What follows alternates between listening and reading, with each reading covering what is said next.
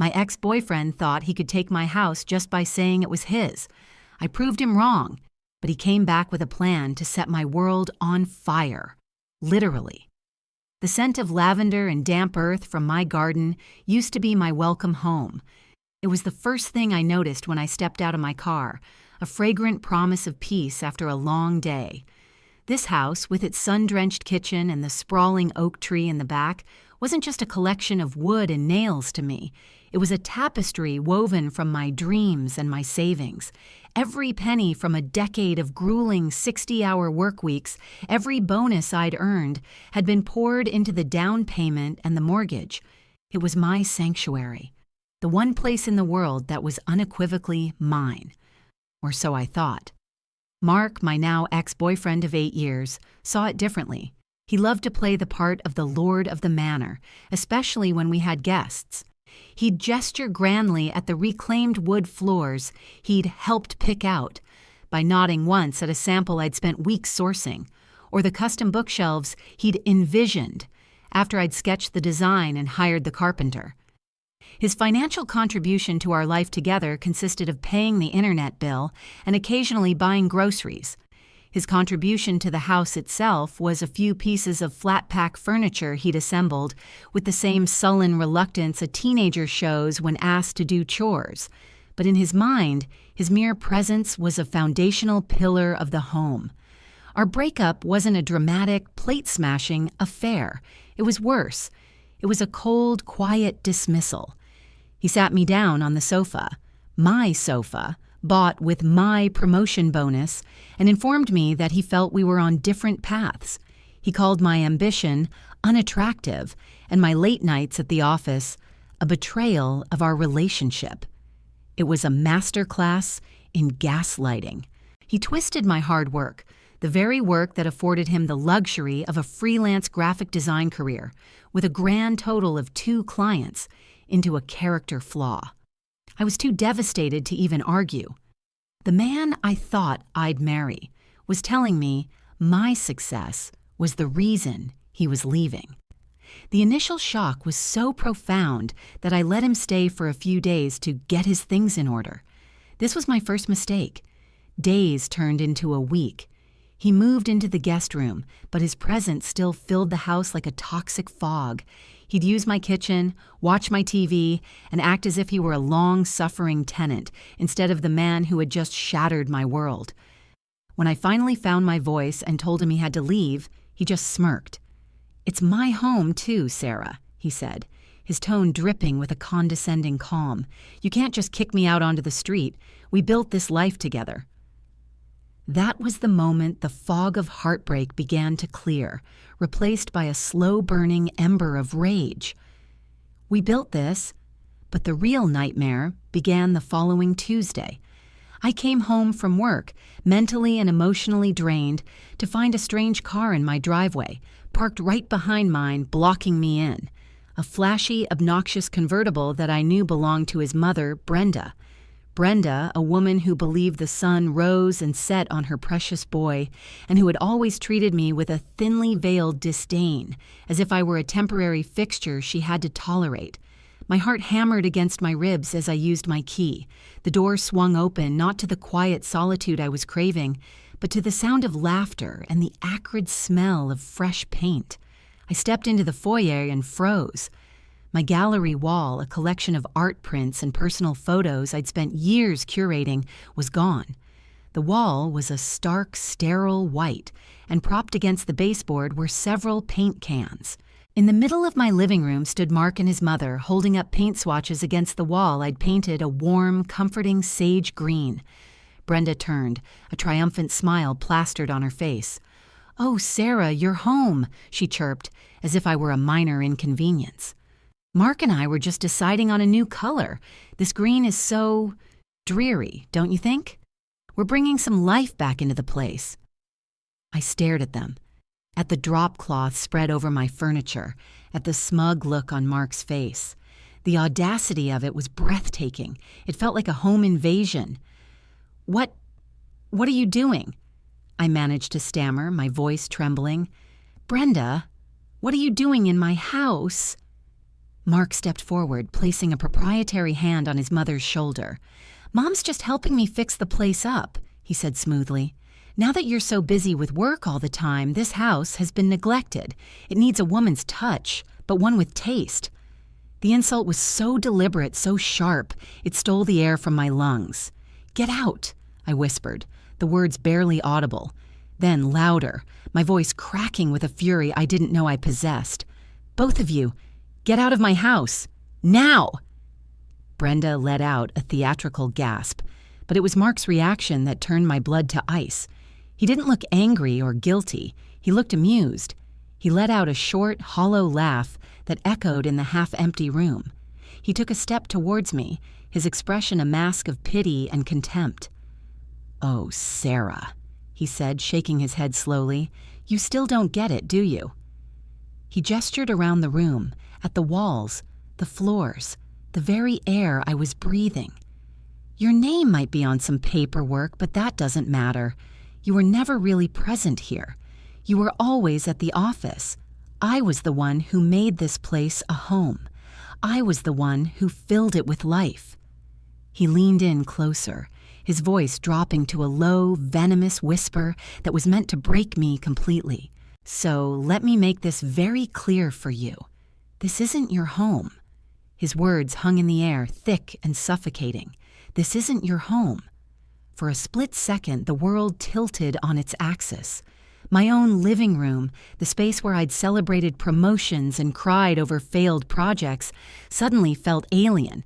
It was as if he'd cast a spell, attempting to rewrite reality with his sheer, unmitigated arrogance. Brenda stood beside him, nodding in solemn agreement, her face a mask of smug pity. They were a united front, two invaders who had somehow convinced themselves they were the rightful rulers of my kingdom. A laugh escaped my lips. It wasn't a happy sound, it was sharp and brittle, like shattering glass. "Not my home," I repeated, my voice dangerously low.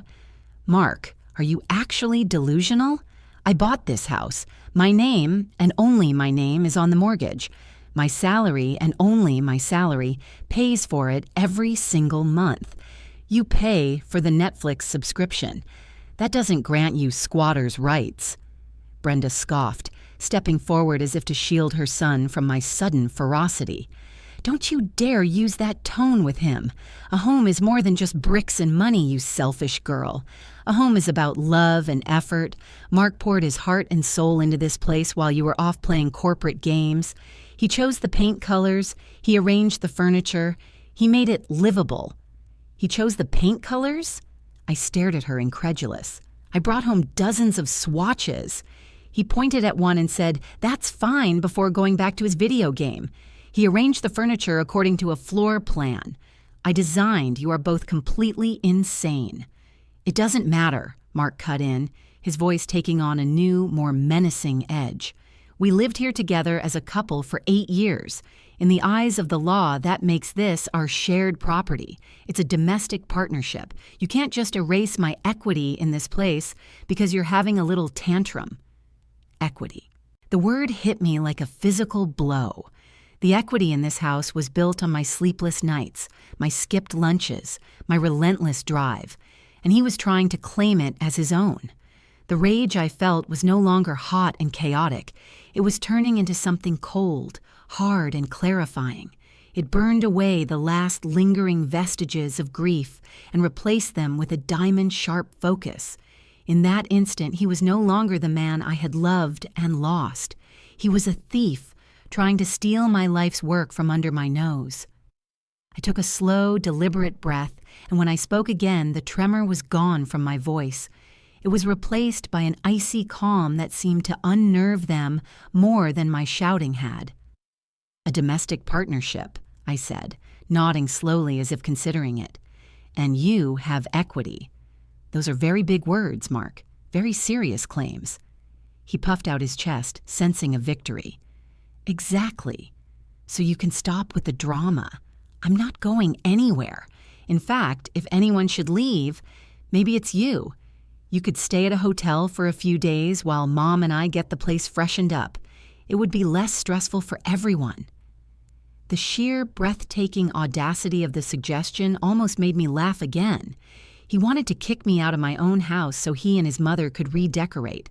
It was so absurd, so far beyond the realm of normal human behavior, that I knew I couldn't fight it with logic or reason. They weren't living in the real world.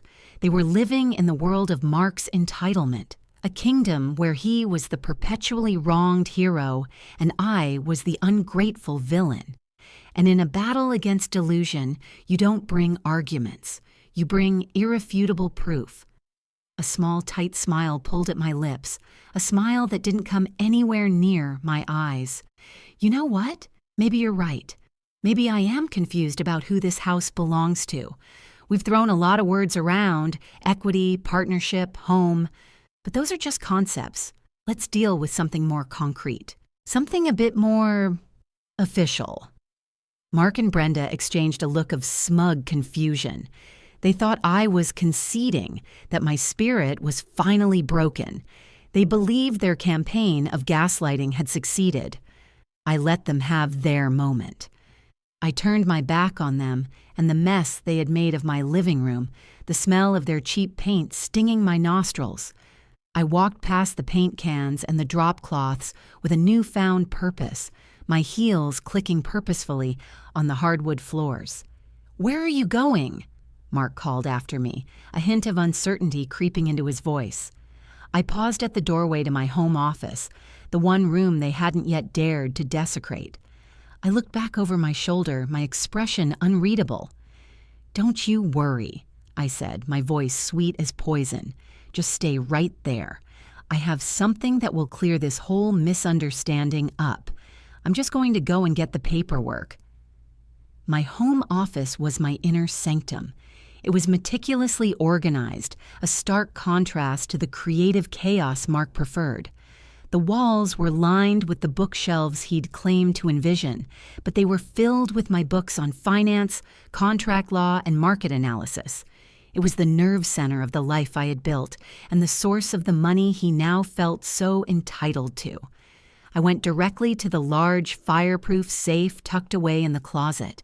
My hand was steady as I spun the combination, the familiar clicks a comforting rhythm in the sudden, tense silence of the house.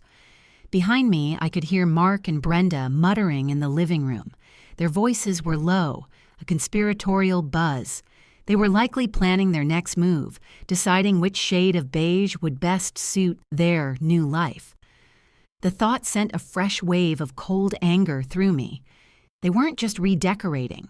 They were trying to erase me, to paint over my existence in my own home, one wall at a time. I opened the safe. Inside, nestled amongst my passport, my birth certificate, and other important documents, was a thick, pristine manila folder. I pulled it out, the weight of it in my hands feeling solid and reassuring. It was my armor. Inside this folder was every document related to the purchase of 247 Willow Creek Lane, the inspection reports, the loan pre-approval, the insurance binders, and most importantly, the original, notarized, and county-recorded grant deed, the ultimate proof. As I walked back into the living room, the folder held carefully in my hands, the muttering stopped. Mark and Brenda turned to face me, their expressions a mixture of curiosity and apprehension. My calm demeanor was clearly throwing them off. They had expected tears, pleading, maybe even a hysterical outburst.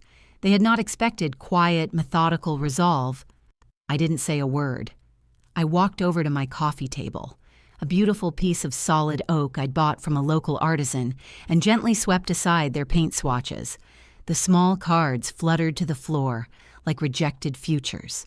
Then, with deliberate care, I opened the folder and spread its contents across the table. "What is all this?" Brenda asked, her voice sharp with suspicion. "This," I said, my gaze fixed on Mark, "is what you call just paperwork. It's the story of this house. Here," I tapped a document, "is the mortgage application.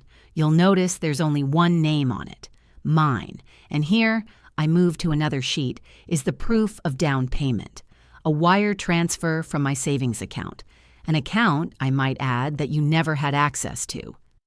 Mark's face was starting to pale. The confident smirk he'd worn just minutes before was beginning to crumble, replaced by a flicker of genuine confusion. That doesn't prove anything," he stammered. "We agreed that it would be better for the loan if it was just in your name because of your credit score. It was a strategic decision we made together. It was a pathetic, last-ditch lie, and we both knew it. His credit was a disaster, but I let him have his lie because I had something so much better." I reached into the folder and pulled out the crown jewel, the deed. The paper was thick and embossed with the county seal. The language was dense and legal, but the most important parts were crystal clear. "You're right, Mark," I said, my voice smooth as silk. "Agreements are important. That's why we have legal documents, to make sure everyone is clear on the terms. You mentioned a domestic partnership and shared equity. It's a fascinating theory, but there's one tiny little problem with it." I laid the grant deed flat on the table, turning it so he could read it perfectly. I placed my finger directly on the section under grantee. There, in crisp, black, unambiguous type, was my full legal name, Sarah Elizabeth Caldwell, a single woman, as her sole and separate property. His eyes scanned the document. I watched the blood drain from his face. His jaw went slack. The smug certainty that had defined him just moments ago evaporated like mist in the morning sun. He looked from the paper to my face and back again, his mind clearly struggling to process what he was seeing. This wasn't just paperwork. This was a legal fortress, and he was on the outside with no way in. This can't be right," he whispered, his voice cracking. He reached a trembling hand towards the paper, as if touching it would change the words written there. "Oh, it's right," I said, stepping back to give him a full view of his downfall. "It's been recorded with the county clerk. It's as official as it gets." Brenda, ever the protective lioness, rushed to his side. "What is it, sweetie? What does it say?" She squinted at the document, her lips moving as she tried to decipher the legal jargon. It was clear she didn't understand most of it, but she understood the look on her son's face, the look of utter, complete defeat. Mark didn't answer her. He just kept staring at my name, at the words, sole and separate property. He looked like a man who had just been told the world wasn't round. Every fantasy he had constructed, every lie he had told himself and me about his role in our life, was being systematically dismantled by a single sheet of paper. I let the silence stretch, savoring the moment. I let him absorb the full weight of his colossal miscalculation. He had mistaken my love for weakness, my generosity for a blank check. He thought he could bully and gaslight his way into a life he hadn't earned. But he had forgotten one crucial detail. I was the one who read the fine print. Finally, Brenda's face hardened. She looked up from the deed and glared at me, her eyes filled with venom. "This is a trick," she spat. "You forged this, or you had him sign something he didn't understand. My son would never agree to this." I almost laughed. "Oh, Brenda," I said, picking up another document from the folder. "He didn't have to agree. He wasn't part of the transaction. But since you brought up signatures, I think you'll find this next part very, very interesting. You see, when I bought this house, I had a lawyer, a very good one, and she gave me some excellent advice, considering I was in a long-term relationship with someone who wasn't on the title." I held up the new document for them to see. It was a single page with a simple title at the top. I watched Mark's eyes widen in dawning horror as he read the words. He remembered. Oh, he definitely remembered. Because underneath the title, right above a clear, unmistakable signature line, was his own name, neatly printed out. It was a quitclaim deed. The words quitclaim deed hung in the air like a death sentence. To Brenda, it was probably just more confusing legal jargon. But to Mark, it was a ghost from the past, a memory he had clearly suppressed, rising up to haunt him. His face, already pale, turned a ghastly shade of white. He looked as if he'd seen his own tombstone. "You remember this, don't you, Mark?" I asked, my voice devoid of any emotion except a cold, hard finality. About 6 months after I bought the house, my lawyer, a wonderfully shrewd woman named Mrs. Gable, insisted on it. She called it an abundance of caution, a way to avoid any future unpleasantness. He just stared at the paper in my hand, his mouth opening and closing silently like a fish gasping for air. The memory was clearly flooding back to him now. I could see it in his eyes. It had been a sunny Saturday afternoon. I'd presented the document to him casually, framing it as a mere formality for my mortgage lender, a piece of bureaucratic nonsense they needed to finalize my file.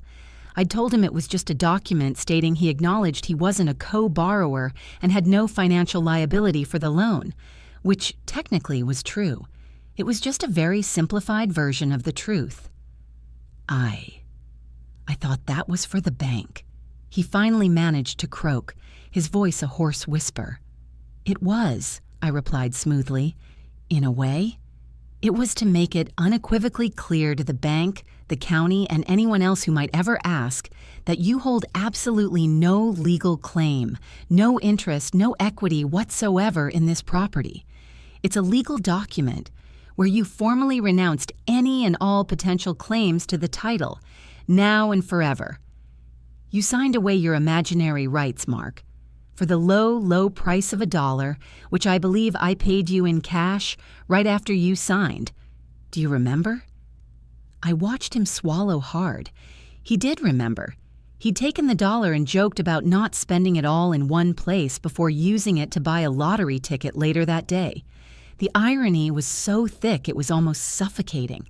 He'd gambled away his fictional kingdom for a 1 in a million shot at a Powerball prize.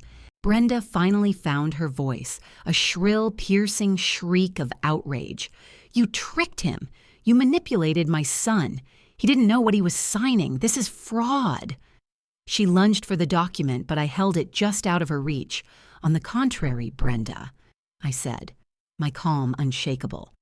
You'll notice right here, I pointed to the bottom of the page, is the signature and official stamp of a notary public.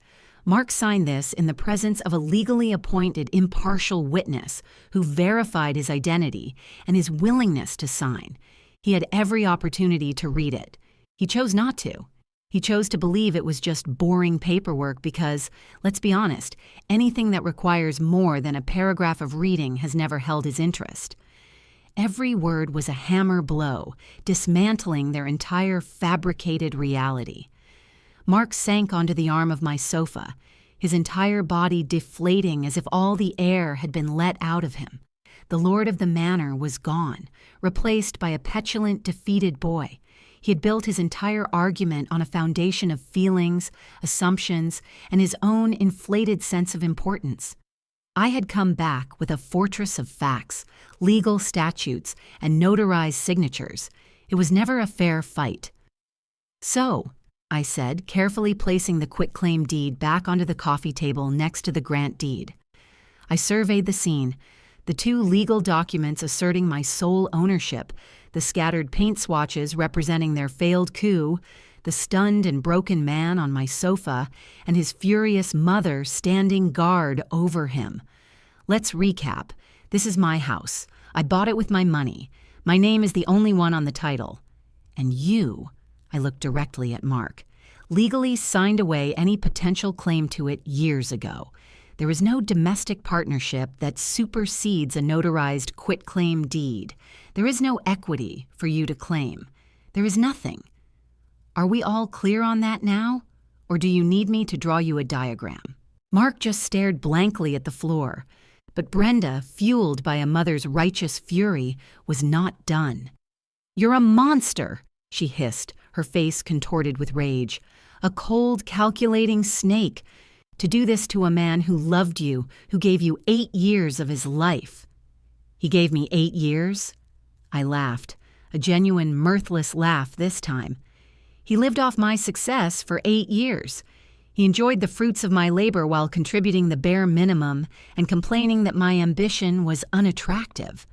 He broke up with me in my own home and then had the gall to try and steal it from me. Don't you dare talk to me about what was given. I am the only one in this room who is given anything." I turned my back on her and faced Mark. "The time for discussion is over. You have 30 minutes to gather your personal belongings, your clothes, your laptop, that ugly lamp you insisted on buying, and get out of my house. Your mother can help you." 30 minutes, Brenda shrieked. "That's impossible. He has a room full of things." 30 minutes, I repeated, my voice like steel. "Everything that is still in this house at 7:45 p.m. will be considered an abandoned gift. I will dispose of it as I see fit. The clock is ticking." I expected more yelling, more accusations, but instead, a strange, cunning look crossed Brenda's face. She glanced at Mark, then back at me, a slow, malicious smile spreading across her lips. "Fine," she said, her tone suddenly chillingly sweet. "We'll go. We don't want to stay in this cold, loveless house anyway. But you should be careful, Sarah. You think your little papers make you safe, but there are things that documents can't protect you from." A knot of unease tightened in my stomach. It was a threat, veiled but unmistakable. What could she possibly mean? I watched as she helped a still dazed Mark to his feet. He moved like a zombie, allowing his mother to steer him towards the guest room. I stood my ground in the living room, my arms crossed, my heart pounding a nervous rhythm against my ribs. What did she have planned? Financial retaliation? He had no claim. Spreading rumors? Plausible. But I could weather that. Then, as I heard the guest room door click shut, my phone buzzed in my pocket. It was a notification from my security system, a motion alert, from the backyard. But that was impossible. I was home. The system should be disarmed. I pulled out my phone and tapped the notification. The live feed from the back deck camera loaded, and my blood ran cold. Standing by my prize-winning rose bushes, the ones I'd spent years cultivating, was a man I'd never seen before. And in his hands, he was holding a can of gasoline. For a terrifying second, I was paralyzed. The image on my phone screen was surreal. A stranger in my private, fenced-in backyard holding a can of gasoline, the late evening sun glinting off the red plastic. Brenda's words echoed in my head. "There are things that documents can't protect you from." This was it. This was their petty, insane, and incredibly dangerous retaliation. They couldn't take my house, so they were going to try and destroy it. The knot of unease in my stomach twisted into a cold, hard stone of fear. My first instinct was to scream, to run out there and confront him, but my rational mind, the part of me that had meticulously planned my home purchase and secured my legal position, took over in a flash. Confronting a man holding a can of gasoline was a fool's errand. Running into the living room and screaming at Mark and Brenda would only give them the satisfaction of seeing my terror. I needed to be smarter. I needed to be colder. My fingers flew across the phone's screen. I didn't close the live feed. Instead, I hit the record button. The app confirmed it was saving the video to the cloud. My second action was to dial 911, keeping the phone pressed to my ear as I crept silently towards the living room. I didn't want them to hear me. As the dispatcher's calm voice answered, I spoke in a low, urgent whisper. "There is an intruder in my backyard at 247 Willow Creek Lane. He has gasoline. I believe he intends to commit arson. My ex-boyfriend and his mother are in the house with me. I believe they are accomplices." I gave my name and a quick description of the man from the video feed. "The police are on their way," the dispatcher assured me. Adrenaline coursed through me, sharp and metallic. I had maybe 2 or 3 minutes. I ended the call and took a deep breath. It was time for the final performance. I walked back into the living room, my phone held casually in my hand, the screen dark. I leaned against the doorframe, projecting an air of bored impatience. Mark and Brenda emerged from the hallway, not with boxes, but with smug, expectant looks on their faces. They hadn't packed a single thing. They were waiting for the show to start. "Your 30 minutes are almost up," I said, my voice steady. I don't see any boxes. Brenda smiled, a truly venomous expression. Oh, we've just been discussing things, and we've decided we're not going anywhere. In fact, we think you're the one who is going to want to leave very, very soon. Is that so? I asked, raising an eyebrow. And what could possibly make me want to leave my own home? Right on cue, a flicker of orange light danced outside the large sliding glass doors that led to my back deck. A whoosh of sound followed as the accelerant caught fire. Brenda gasped with performative shock, clutching her chest. Oh my goodness, what was that? A fire! Mark rushed to the glass door, his face a mask of poorly feigned panic. The rose bushes are on fire. Sarah, your garden. Someone set a fire. He looked at me, his eyes wide, expecting me to crumble, to run outside in a panic, to be so distraught by the destruction of my beautiful garden that I would… What? Sign the house over to him? It was the logic of a cartoon villain. I didn't even flinch. I didn't look at the fire. I just looked at them, a slow, pitying smile spreading across my face. Wow, I said softly. This is your big plan? You hired some thug to set my garden on fire, and you thought this would scare me off? Their faces fell. This was not the reaction they had anticipated. My utter lack of panic had completely derailed their script. What are you talking about? Brenda sputtered. We didn't do this. You must have enemies. All those deals you make at your fancy job. Yes, that must be it, I said, my voice dripping with sarcasm. A disgruntled business rival decided the best revenge would be to torch my prize-winning blaze of glory roses. It's a much more plausible theory than the two people I just legally proved have no claim to my house, who literally threatened me 2 minutes ago orchestrating it. I held up my phone. The problem with your plan is that you assume I'm as stupid as you are. I'm not. This is a live feed from my backyard security camera. It's been recording for the last 5 minutes. It captured a wonderful shot of your friend, let's call him Gas Can Gary, pouring the fuel. And it has a great view of him lighting the match, all of which has been saved to a secure cloud server. Their blood drained from their faces in perfect synchronized horror. They were speechless. They had walked right into a trap they didn't even know existed. And you know what else? I continued, my voice growing stronger with every word. While you two were waiting for your little bonfire to start, I was on the phone. Not with the fire department, though I'm sure they're on their way. No, I was on the phone with the police. I explained that an intruder was attempting to commit arson, and that I suspected my ex-boyfriend and his mother, who were currently in my home after being told to leave, were his accomplices. As if summoned by my words, the sound of sirens began to wail in the distance, growing rapidly closer. A beautiful, beautiful sound. Red and blue lights flashed through the front windows, painting the walls of my living room in the colors of their imminent doom. Mark and Brenda looked at each other, their eyes wide with genuine, unadulterated terror. The game was over. The fantasy had shattered. This was real. Brenda let out a small, strangled sob.